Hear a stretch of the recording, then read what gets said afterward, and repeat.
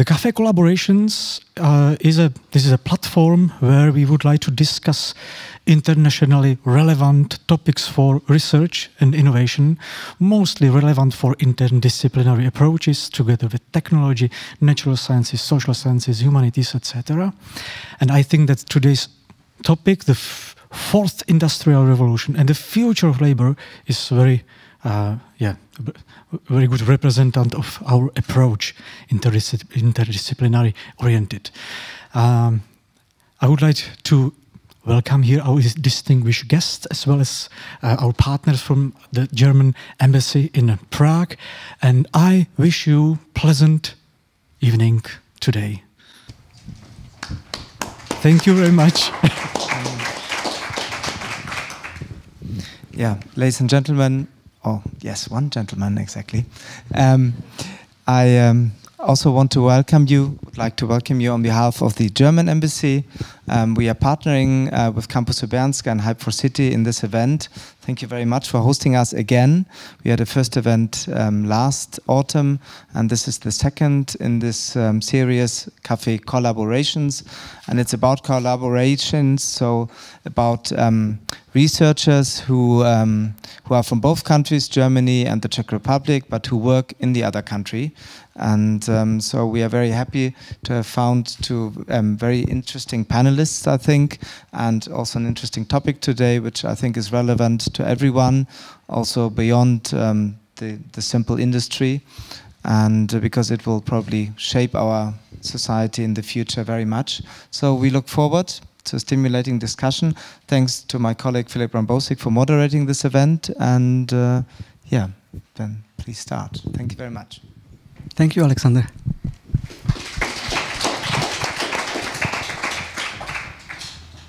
I would also like to thank the partners, Campus Lubyanska / Hype for City, and also the Knowledge and Technology Transfer Center of the Charles University, especially Milena Vicenova, who is sitting in the back. Thank you very much for organizing this event together with us. We are really happy. I think we have a perfect place for a discussion, perfect environment, and we were also able to find the perfect guests, I hope, the guest speakers. The topic, as was already mentioned, fourth industrial revolution and the future of labor. I mean, you see that it has at least two important dimensions to it. The technological one, technical one, and also the social and economic one. And we are really happy that we are able to find two speakers who, in a way, represent these two dimensions, even though I don't want to reduce them, because they are both personalities and they both think about all kinds of dimensions, I hope. But still, I would like to invite and please give a warm welcome to Lucia Trelifyova on the left.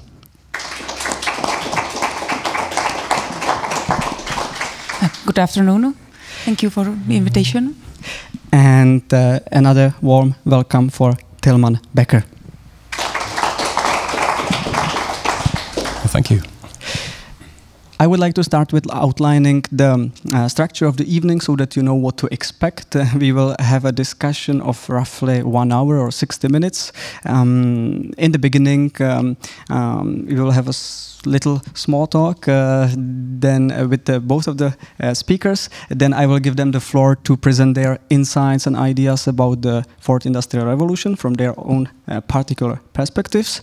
And after that, there will be a short discussion. I will use the opportunity and ask some questions, but at the end, of course, you will also get the opportunity to ask. So follow the debate, please, carefully. You can even make notes and prepare questions. At the end, you will certainly get the chance. With that, I would like to briefly introduce the two speakers before I give them the floor. I will start with Tilman Becker, who is sitting next to me. He's one of the leading experts in Industry 4.0. And what is particular, he is in Prague since 2020, since a bit more than 2 years. He is heading a research center on advanced industrial production called RICAIP, which is affiliated with the Czech Technical University. So it's the modern building in Davice. You might have seen or visited already the place. It's really quite an incredible institution. We have recently visited it, and they are really making huge progress, or they have done a huge progress in the last 2 years. Basically, build up the institution from a stretch. So we might we might also touch upon that. But before coming to Czech Republic, Tilman Becker spent a lot of time at other institutions, also in the United States, but especially in Saarbrücken. Am I right? At the DFKI, which is Germany's largest artificial intelligence research center, and again, one of the leading institutions in the field. So I think with that, we have really a great expert on the topic, and I'm really happy about that. So once more, thank you for taking your time. Thank you for having me. And I would also like to introduce our second panelist, Lucia Trelifyova. She is an anthropologist and analyst of social policies from the Institute of Sociology at the Czech Academy of Sciences. She graduated from Charles University and is also now finishing her PhD at Charles University. Sorry for mentioning that you would probably like to get it done already, but she's about to finish her PhD in sociology. And in her work and in her research, she focuses on topics like poverty, inequality, but also changes of the labor market, which is, of course, a very relevant topic also for our today's debate. I shall also mention that she spent some time in Scandinavia, particularly in Sweden and Norway, during some research stays, and also 1 year in France. So she has also some international experiences. And with that, I would maybe like to start the small talk. How important are these opportunities to cross the boundaries, because we are here in this international environment, leave Czech Republic, spend some time abroad, do some networking with colleagues, start some cooperations, etc. How important is it for a scientist? The obvious answer is it's important. Maybe what I would like to highlight, and maybe it's also somehow reflected in my participation in this debate, how underdeveloped is the field of labor sociology in the Czech context? Because due mostly to historical reason, there had been very limited research on the labor class since 1990s. There are few research on the impact, on the changing phases of industry, on the impact of transformation. So for me, it's not only to have this possibility of cooperation, different point of views, but also to understand the processes which we are facing here in the Czech Republic. It's important to dig into our research of other people and just to build on the existing knowledge and to get feedback from people who are far more familiar with the existing literature than a lot of people in the Czech Republic. So, yes, of course. Again. That's true. I mean, I also recently read an article about it, because there was a book published recently on Baťa, on how is the nature of work in Baťa shoe company today. And it is obviously one of the first books on labor class, if I may use this term, in the present, in the Czech Republic. So there is a big gap. So also with that, it is quite important that we are having this discussion, and we will think about these topics and include these topics and discuss them together. We are now talking about, or we will be talking about these trends like robotization or automation, etc.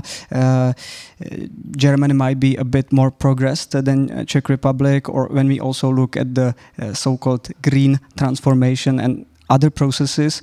Why do you think is it interesting for us here in the Czech Republic to take a look or follow the debates in Germany and what's going on with all these trends? It's still quite a big country. All these trends are ongoing. So where do you think we can learn something? I think I can have a whole lecture on the importance of Germany for the Czech Republic. But what I find particularly, the obvious reply is our economy is closely tied to the German one. But what I find very interesting from my point of view is really the current green transformation.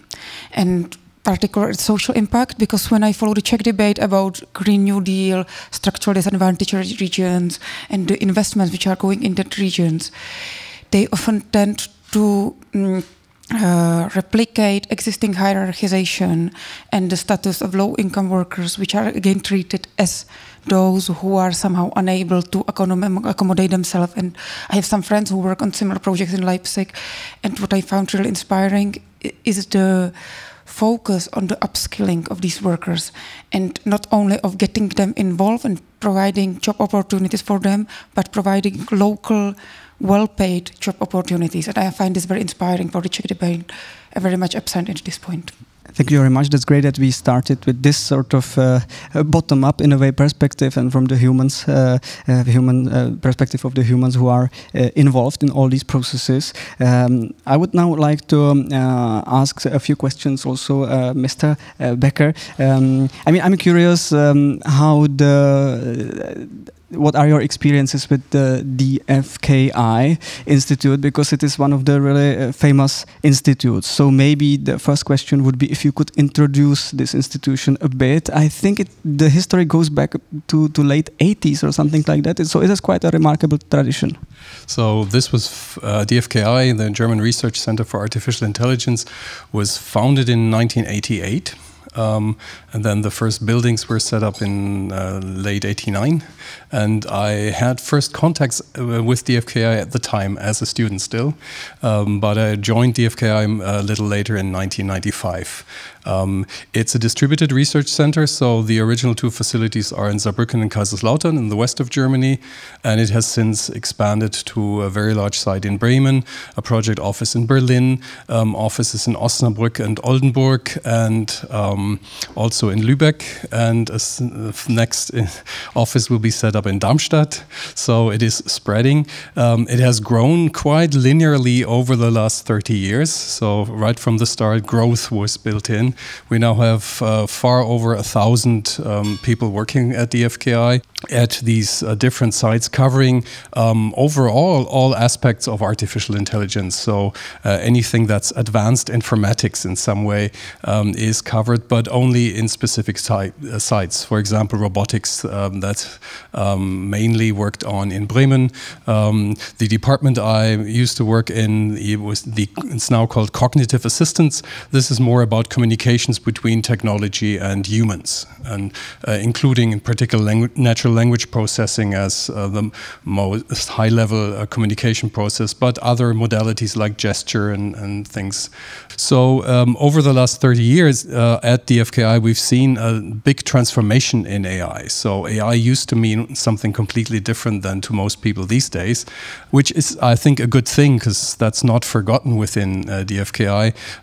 People who enter artificial intelligence now think of machine learning. So you collect a lot of data, and there's never enough data, and you have very large computers, and they're never big enough, and you have very clever algorithms, but those are mostly used and not invented. Very few people work on the actual algorithms. So once you understand how to use them, there's a lot of engineering to use them right, to train on this data a machine to classify things, to come up with answers to very well-defined questions.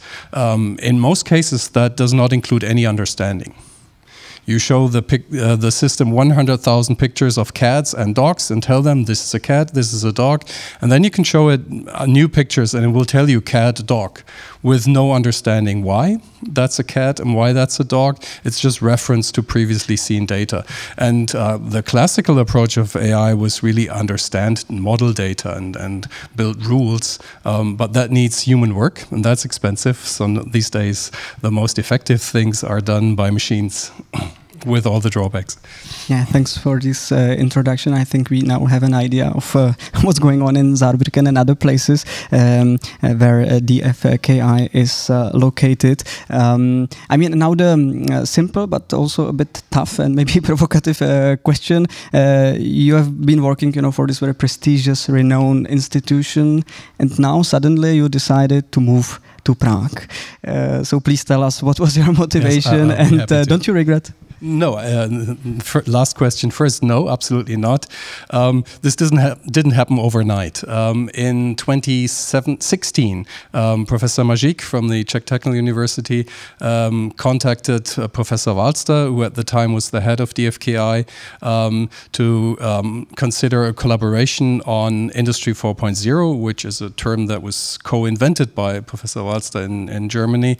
And since then, I've been involved in the negotiations and setting up the first small pilot project, and then we were successful in applying to the European Commission for a very big project that is the basis of starting the RICAIP center, and also got additional funding, very generous funding from the Czech government, which is really helpful in setting up the infrastructure needed here in the Czech Republic. So by that time I knew the colleagues here quite well and saw that the Czech Institute really is on the same level in its qualification, in its networking, in the European network at the very least, but also internationally, and that its work on the highest quality in a brand new building that you've mentioned already. This was constructed in 2017, as far as I know.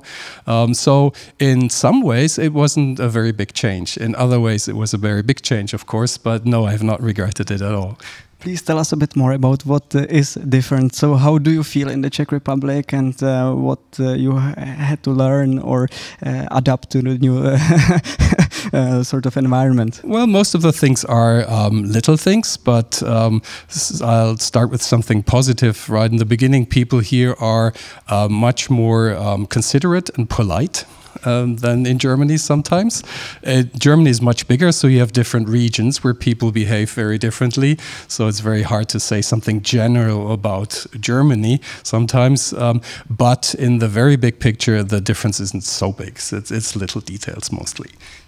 Okay, perfect. So we are glad that you feel well in the Czech Republic.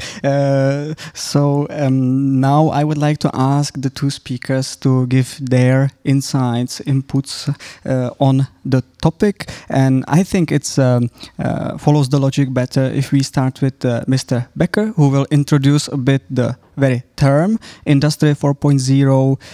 Maybe he can also say something about the Czech-German comparison. You know, how far advanced is the Czech Republic, Germany with the implementation of Industry 4.0, and maybe also introduce a bit what you are doing in the RICAIP Center.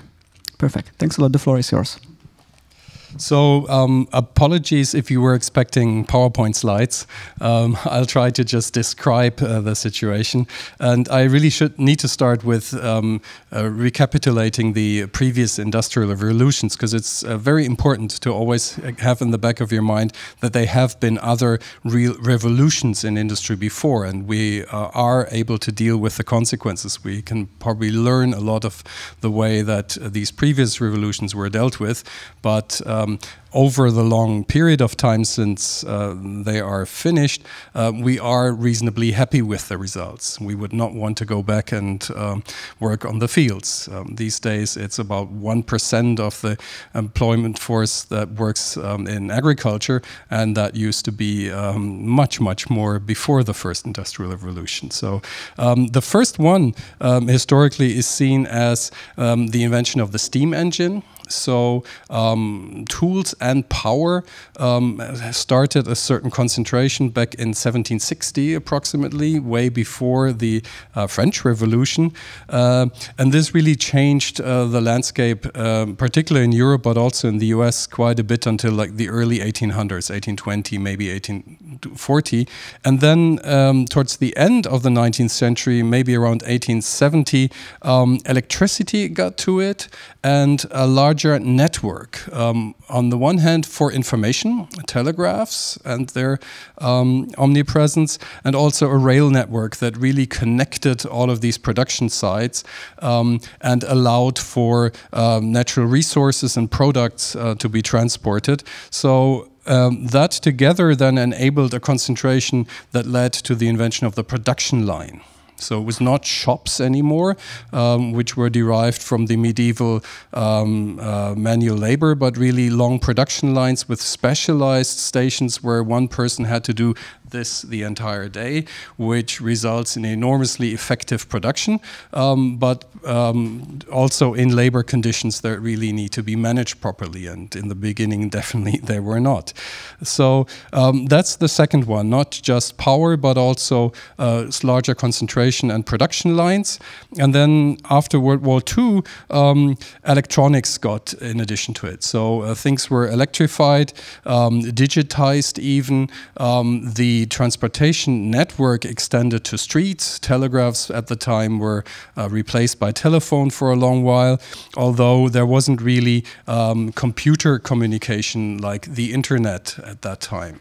So at some point in the early 2000s, and the term was invented in 2010 and made public in 2011 by the German Technology Academy, Akatech, and Walster was one of the co-coiners of that term. Industry 4.0 was used to describe this integration of all of the machinery through internet connections and the digitization of all of the machines in the factories. So it's everything digitized, everything connected to each other, and with the built-in assumption that you can get sensor information from everything and control everything through the networks. That's basically the starting point for Industry 4.0. And in the beginning, the ideas behind Industry 4.0 were, well, first of all, a total integration into all directions, not just the production line, but also an integration with production with the design phase, with marketing, with the ordering systems and so on, and an extension into the complete product life cycle. Once we've produced it and it's been used by the customer, can we then recycle it properly? And if you have information about the product in a digital product memory, that's much easier to do right and to do more efficient.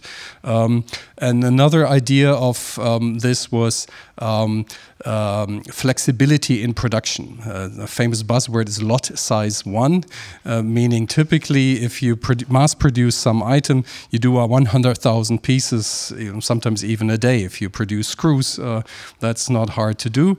But in a completely digitized and flexible factory, you could in principle produce one screw of this size and then have the same machine produce another sized screw next. And that of course extends to far more complicated products like cars.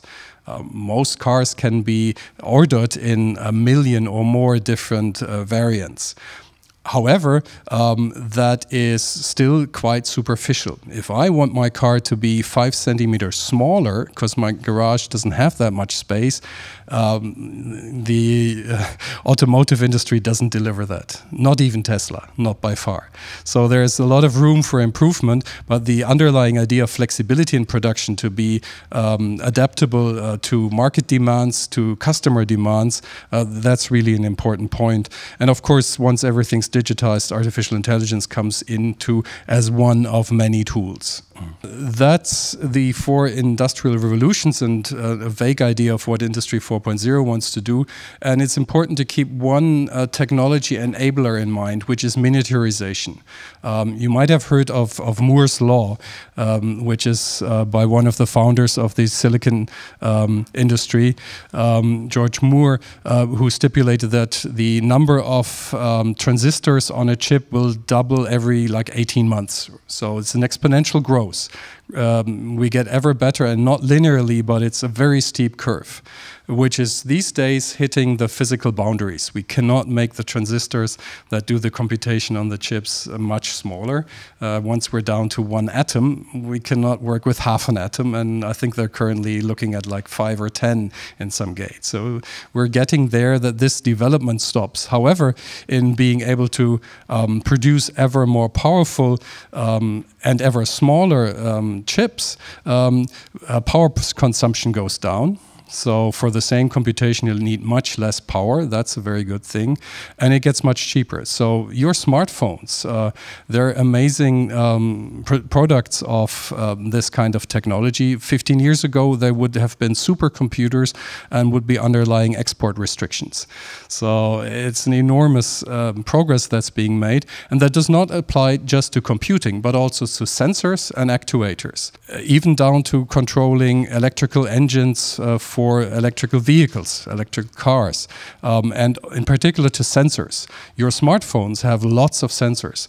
They have gyroscopes that know how you're holding it, how you are moving it. They have a compass, they have a GPS connection, they have an air pressure sensor, so your smartphone knows where you are in terms of height. Many have that. They have cameras, they have microphones, and so on. And a lot of these sensors are miniaturized in the same type of technology that the silicon technology has improved. So these kinds of improvements allow production systems to have sensors and motors everywhere that are digitally controlled. And that's really one of the enablers here. So I've talked about the initial ideas. Some of them didn't really work out so quickly. Lot size 1 is something that's not done in a lot of production. We still see variants of mass production.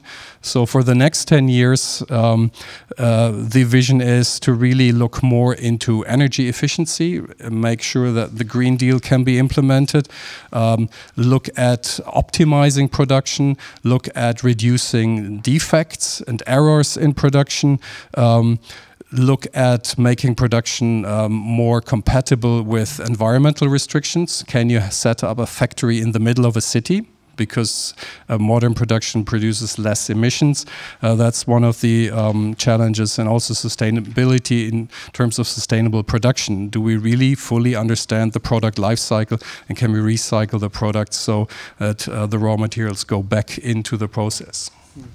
If I may jump in, I would maybe have just one additional question before we give the word to Lucia Trelifajová, and that would be, because thanks for the perfect introduction to the concept of Industry 4.0. You talked a lot about these technological challenges, and now I wonder how important is the social human dimension to the people who are working on making this concept happen or come true. So how important is it for you thinking about what are the impacts, or how, to what extent are also humans involved in the process, etc.? Well, I can of course only give a partial answer to that. The first one is it's new, and people are rightfully afraid of it because it can, of course, be abused. It's a powerful tool, so abuse would be powerful too. But it's also a great chance, so we should definitely try to manage this change and and make the best of it. So the workers in the factory are concerned about their job in principle. And they shouldn't be, and I'll explain why I think that. And they're also very much afraid of the circumstances of their job, in particular their privacy. Once everything has a sensor, it's fairly easy to watch every single worker all of the time.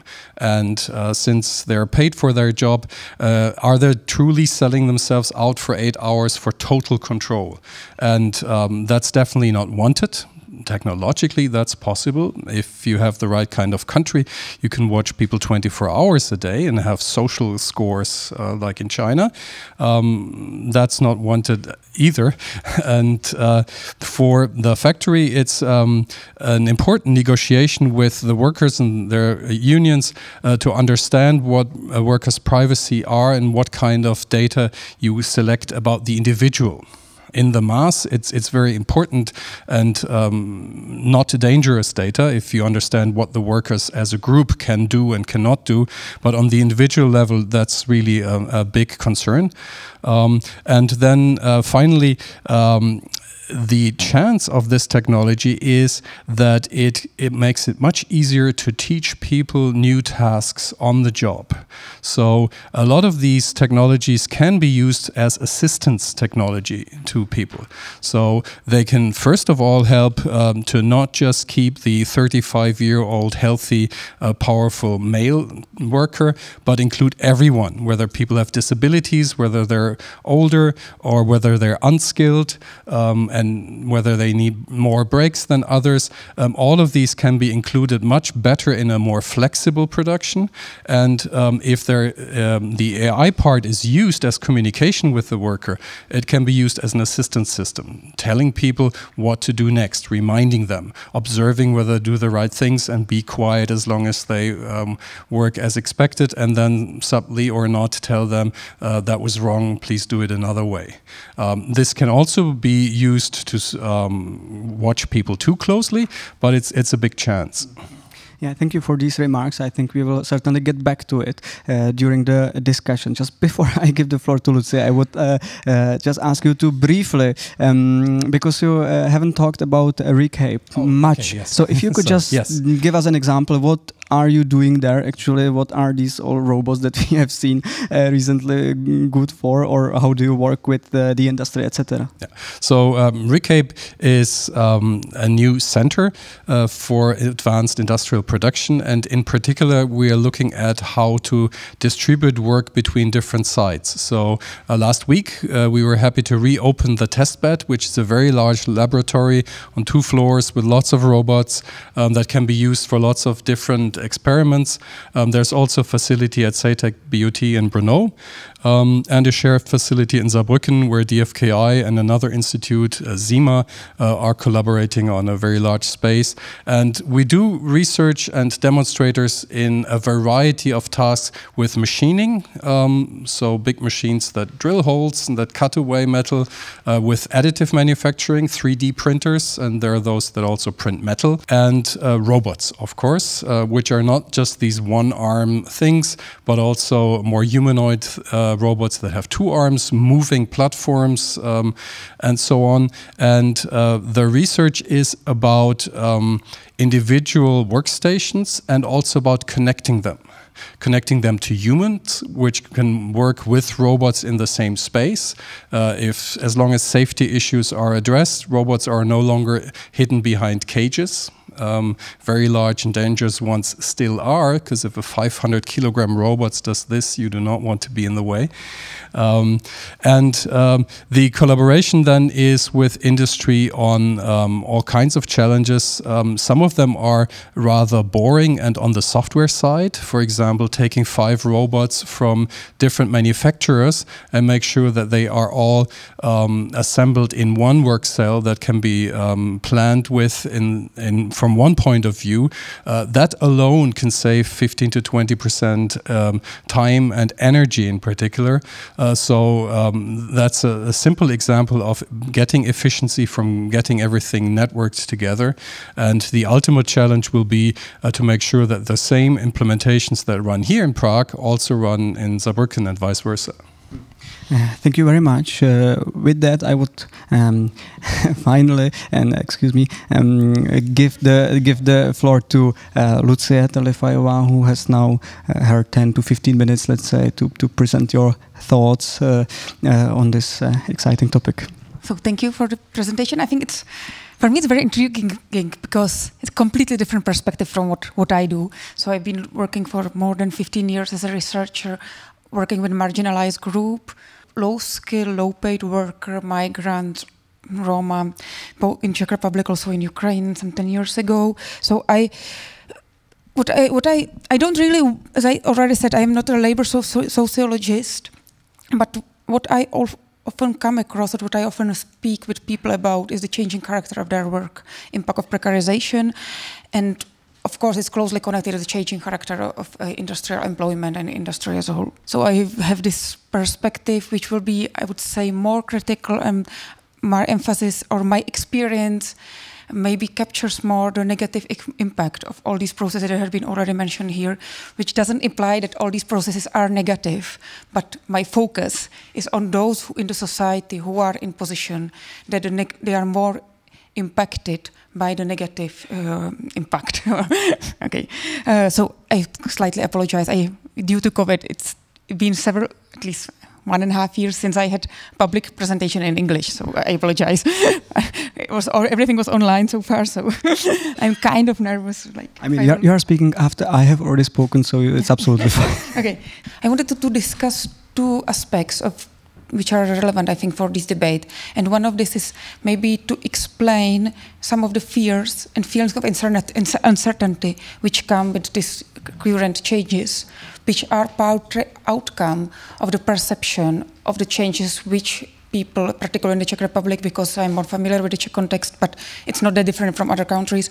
So how do people experience changes in the forms of employment, in particular jobs in the industry in the past few decades, how their experience maybe impacts their perception of insecurity at this point. But I would also like to say a few points about the image of industrial worker and how the welfare state, and not only welfare state in the Czech Republic, but in many other European countries, is constructed around some ideal of industrial worker, and why is some kind of full-time industrial employment still very important in the narrative of many, particularly working class people. So these are my main two topics I would like to speak about. So just to follow up on the debate on the industrial revolutions. When I went through the materials, when I was preparing for this debate, many authors were repeating how each of these changes was accompanied by a debate between people who were fascinated by the enormous progress and were expecting better life for everybody as an outcome of it. And on the other hand, there were always people who were very skeptical about this development, very much afraid, and you have these stories of workers destroying the machines, which come repeatedly. So I think it's very important to emphasize, which you already heard, is that the fact that these changes didn't end up, in most cases, in social struggle, in some very hard social conflict, or maybe is not some natural impact of some self-evident, automatically happening process, but as an outcome of very hard struggles and very important political decision. And in some period of time, we go back to the 19th century, beginning of 20th century, it was much more about the political struggle. So if you go back to this large fight about the basic labor rights, about the right for living wage, about child labor, these were very tough struggle, it was not about expert consensus, but it was about ongoing conflict for decades within the society. On the other hand, if we go look at the changes after the Second World War, which were very important changes related to labor conditions, introduction of, as we said, this ideal of stable 8 or 10 hours, 5-6 days working week, and the welfare state, which is very closely connected to this notion of stable full-time employment. This was not that much outcome of the struggle, although trade unions were very much involved in this debate, but it was an outcome of a general consensus how important is decent wages, decent income for every member for the society. And this consensus was very much shaped by the experience of Second World War and previous conflicts in the 20s and 30s, which said, okay, if we have very unequal society, it creates opportunity for this harsh dictatorship, Nazism, and war. So we need to create opportunity for everyone in the society in order to maintain social peace and in order to create space for the democracy to develop. On one hand, it's about struggle, but it's also about social consensus or political consensus, what's important for the society as a whole. The whole idea of the welfare state, I think it's very important to understand it. Not that much in the Czech context, but in the Western European context, which was somehow in certain aspect transferred to the Czech context in 1990s. So this whole idea of the welfare state and social protection of inhabitants of a country is constructed about the idea of the industrial worker, which at that time was a male worker working full-time, and the whole system of social protection, which should allow protection for every member in the society, in whatever society situation happens, is based on the idea, okay, most of the people have full-time employment. If they lose their job, or if they get ill, or if they are old, they get some subsidies which are based on their previous income. So this is the whole construction of the social protection in most of the European countries. North America is different in each country. We don't have to go to the details, but this is this idea that we have ability to protect every citizen who has a work. And what's happening and what are the changes in the past decades, which somehow very much are disrupting this model, and in fact, in its effect, are disrupting the feeling of integration, of possibility of participation for many members of society, is the changing quality of the employment, which in itself impacts in fact the access to social protection or to some basic security for many members of the society. And these are the developments which we see with rapid globalization, rapid mechanization, and also the predomination of neoliberal ideology, which brought a shift from the perception that everyone should profit from the development to the perception that inequality is in a way precondition or something which goes on a part of the possibility of growth as a society as a whole. So what we see in the past, since the 80s, but in the Czech context since the 1990s, is some authors even describe it as a shift from the fight for the workers to fight against the workers. So it's the decrease in the social protection of labor rights of the workers, and increased precarization. And again, I should go into details in the debate, but the outcome, which is described by a number of sociologists, economists, political sciences, is ongoing, some people say dualization, segmentation, or polarization of the labor market. Again, there are very different terms which are describing it, but on one hand, we have this group of which some people call labor market outsiders, for example, those people who don't have any more access to these full-time, well-paid jobs which provide access to social security, are dependent on more precarious work. I don't know if you are familiar with the term precarious. Most of you, should I? Yeah, okay.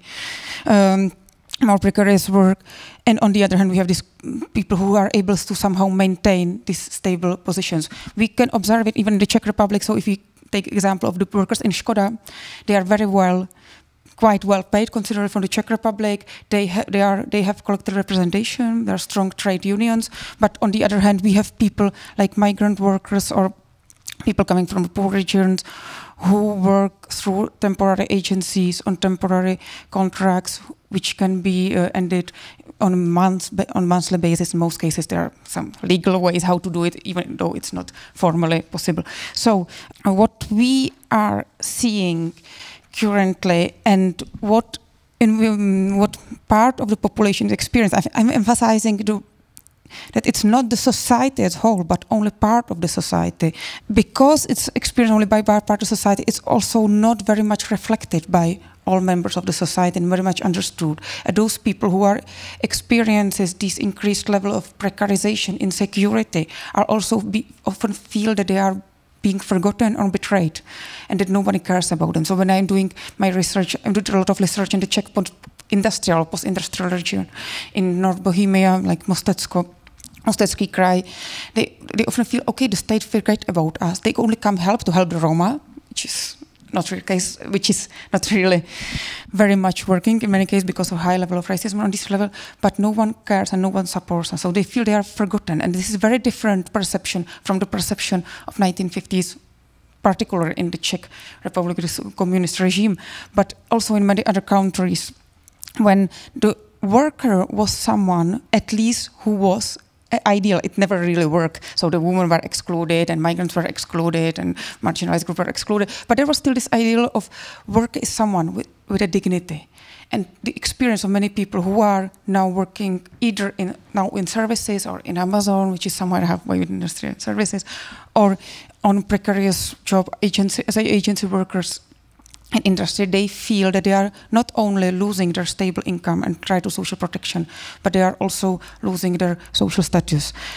This is this increased perception of economic insecurity, but also some way social or cultural insecurity, and it has a very strong spatial dimension, because what we also observe in the past 30 years is the spatial concentration of employment possibilities, necessity to commute to work. Many places which used to be this very developed center of industrial labor are experiencing very rapid decline, which also implies that the higher educated people are moving, and those who are staying there are only those who have not only lower level of education, but lower social capital. Maybe in some place in the Czech Republic, it's a particular experience in the Czech Republic, you see the inflow of Roma, mostly low scale Roma, which are being pushed out of the economic center. So there's this perception of overall decay, which somehow contributes to this perception of being forgotten, being sent to the periphery, becoming invisible. So this is the situation, this is experience of, again emphasize, part of the Czech society, and it's a very strong spatial dimension. But on the other hand, this increased precarization, insecurity is not something which is particular for the Czech Republic. And at this point, I think we stand in front of a very hard, important question: to which extent can the introduction of artificial intelligence accelerate these processes? And I can go then into the details, what we already know, where is the danger maybe in some places. So what I perceive is that the problem is not, or not only I perceive, but many authors also perceive, so it's not only my impression, the problem is not in the artificial intelligence per se, but in the way it is implemented, and how it is able not only to react and to be effective in order to accommodate to the demand of the industry, but also to which extent can it reflect, accommodate the demand of the workers or people who are working even in the lowest position in production, not of the chips, because we don't product chips in the Czech Republic, but maybe some other components. Yeah. I mean, thank you very much for complementing the picture with this social dimension on the example of Czech Republic. As we have seen, in some aspects at least, there is quite a gap between these technological changes and the way how they are implemented, and maybe the lack of social policies or whatsoever. So if I twist it a bit and ask you, do you see that this might be also an opportunity? Because, there are big changes ahead of us. The industry will change even, in a more turbulent way, maybe. So is there an opportunity? Is that a window of opportunity to maybe complement the lacking social policies, or to use it just as an opportunity to reduce some of these shortcomings that you have just mentioned? I have a whole list of potential dangers. No, but I always asking myself one question, because what I very strongly perceive, and maybe it's the question I would like to ask you, is the large impact of this spatial concentration of employment. So this is like that the people, they have to commute, they spend a lot of time commuting to work, or the jobs who are in this region which were experiencing decay, how the changing demographic impacts these regions and the quality of life and the capacity, even the local politics, because participation. So, and we had some debates, I participated in some debates about which is not, I know about something you are working on, but it's closely related to things you are working on, about the green transformation. For me, the question is, could can I ask this question? Maybe could artificial intelligence or introduction into artificial intelligence into industrial production somehow turn this process and somehow contribute to maybe relocalization of jobs? That's a difficult question, because, and this is opinion and not based on good knowledge. I think part of the movement of people from the countryside to live in the big cities has to do not just with job opportunities, but also with access to their social life there. So access to theaters, cinemas, the football stadium, and the shopping opportunities. And this goes strongly hand in hand, and it's very difficult for me to make out what's the most important factor there. In terms of logistics, so moving products around ground for further production steps and processing, we are already doing this Europe-wide. So when I drive to Prague from Nuremberg, I see lots of trucks moving along, and they cut through the countryside. So if there were a production site in the middle of nowhere, that's already reachable. So that's really not the big issue here. And what I just mentioned with emission-free production, enabling factories in the middle of the city is even making the problem worse, probably. So I think AI is an enabling technology in the countryside to deal with the perceived less skilled workers that live there. After this process has gone on for a while, that people move towards the big cities, in particular people with a good education, who have good job skills. So yes, if you set up the production outside of the cities and have an incentive for people to live close by, that is possible. But it's really just one of many steps that are needed. Thank you for this interesting question and also for the response. I mean, I think one of the points that people often ask themselves, what is going to happen, and we should probably touch upon that, is whether there will be a mass unemployment, or because there will be big changes, certainly. But do we already know or assume what kind of changes will occur on the labor market? Will there be less jobs or same amount of jobs, but of a different kind? And maybe what can we do to make sure that, you know, we will go through this stage in a good manner, you know, so that not too many people are left behind, and that we make sure that these people are qualified for the new jobs. So what can we expect in this regards? Whoever wants to start. And there's some estimation on how many jobs will disappear in the Czech context. It's 15, some people say even 30, over 30% of position jobs which will disappear in the future due to all these, not only I would say introduction of artificial intelligence or expansion of use of it, but also automation and digitalization. So it's like interlinked processes, but we don't see it so far. So there have been this prediction for many years, which we don't see happening so far. So I think it's very, it just shows how difficult it is to estimate. But what I see, it's important to know is like some of the jobs that had been created in the Czech Republic in the past few years, which were partly replacing the jobs which disappeared due to this, all these processes, mechanization, digitalization, and so far, were some like manual labor-intensive workplaces. So we have these new storages in lonely regions. We have Amazon, which are again jobs which can be very, very easily or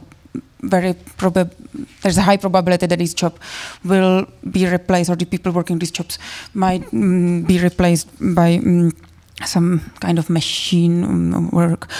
But so I think the challenge is how to create some, and it goes back to my to this notion of polarization. So these jobs that are being created are often low skill, not well paid, with harsh working condition, high level of surveillance, low level of workers' autonomy. I wanted to say one point which I think is very important to this debate about the social impact.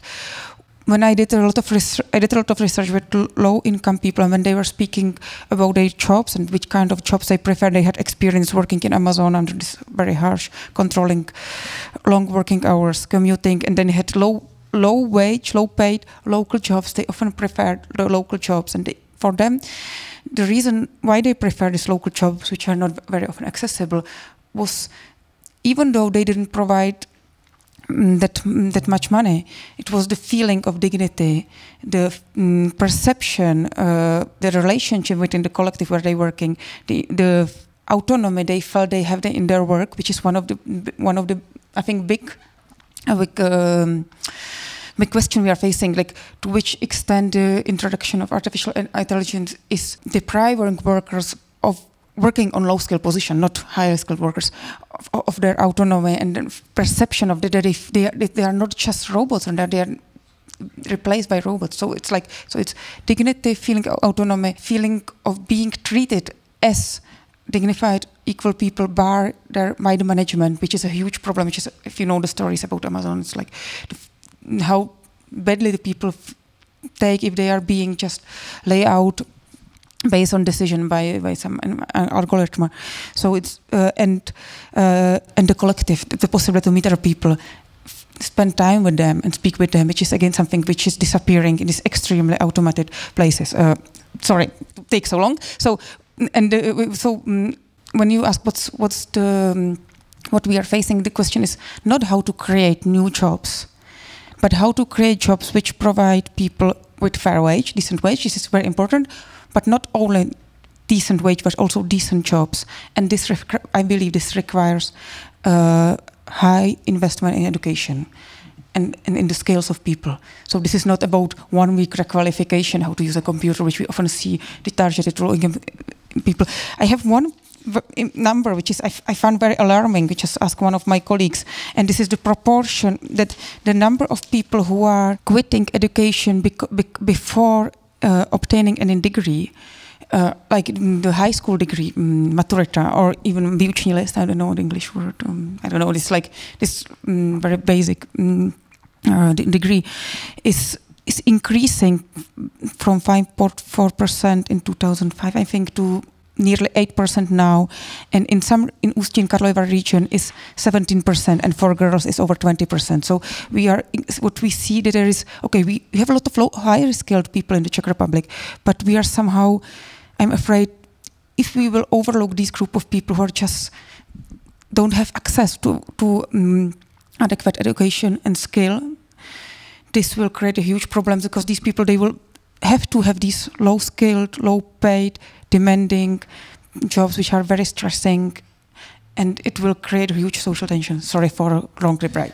I mean, no need to apologize. Thank you for these important remarks. I would like to give the opportunity also to Mr. Becker, maybe to comment also on these topics, that is the interaction with the labor market, what kind of jobs might disappear, what will emerge, what you are maybe also observing from your experience, because it's already happening. Well, in retrospect, one will see that enormous amount of jobs have disappeared and have been replaced by new jobs with previously not known qualifications and circumstances.